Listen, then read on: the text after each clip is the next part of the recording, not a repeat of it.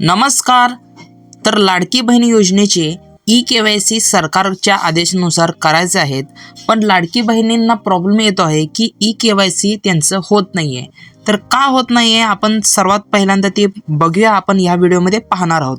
तर लाडकी बहिणींनो, तुमचं ई-के-वाय-सी लवकरात लवकर करून घेण्याचा शासनाकडून आदेश आलेला आहे, पण ते होत का नाही आहे? कारण की आपला जो वेबसाईट आहे ई-के-वाय-सीचा, त्याचं सर्व्हर डाऊन असल्यामुळे हा प्रॉब्लेम येतो आहे. मी सर्वात पहिल्यांदा तुम्हाला इथे दाखवतो. इथं एखाद्या बहिणींचा आधार कार्ड नंबर आपण इथं टाकत आहोत. आधार कार्ड नंबर टाकल्यानंतर इथे कॅप्चा फिल करत आहोत. त्यानंतर मी तुम्हाला दाखवतो की ॲक्च्युअलमध्ये प्रॉब्लेम काय येत आहे.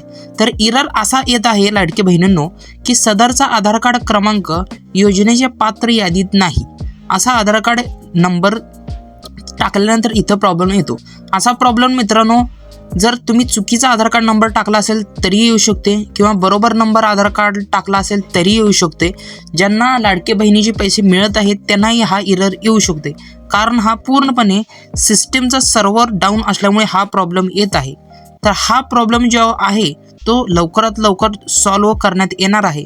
त्यानंतर सर्व लाडक्या बहिणी योजनेच्या अंतर्गत ज्यांचे आधार कार्ड के-वाय-सी करायचे आहेत त्यांनी सर्व्हर चालू झाल्यानंतर त्यांनी करू शकतात.